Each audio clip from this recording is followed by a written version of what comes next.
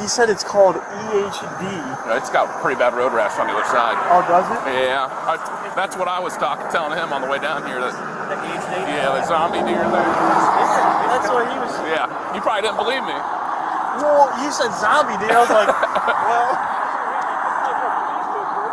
Yeah, you can. Oh yeah.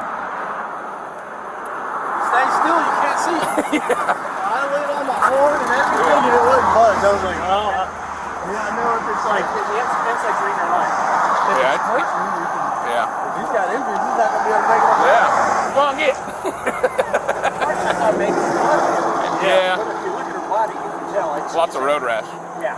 Well, it's that EHD. Gentlemen, take care. All right, thank you. Thank you. That's my smoker. Yeah. The latest encounter happened Sunday in Oxford.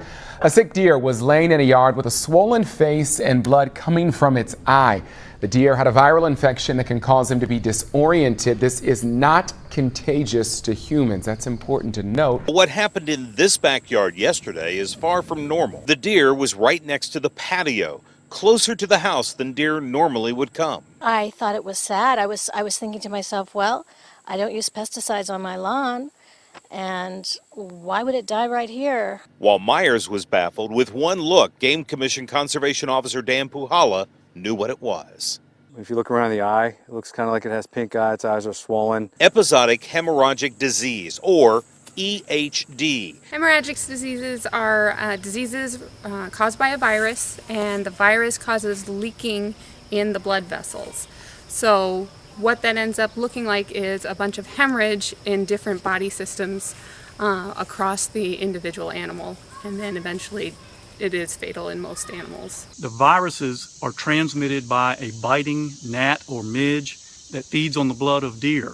And those gnats breed and reproduce in shallow waters like this, small ponds, mud holes, and nearly dry creeks, where the water is shallow, warm, low quality, and murky. That's ideal breeding conditions for that gnat. Well, in late summer and early fall, when it tends to be dry and hot, thirsty whitetails congregate in places like this to quench their thirst, and you end up with a collision. And so then it also causes a really high fever, which tends to draw deer to water, which is why a lot of times we find these deer dead around watering holes, water sources.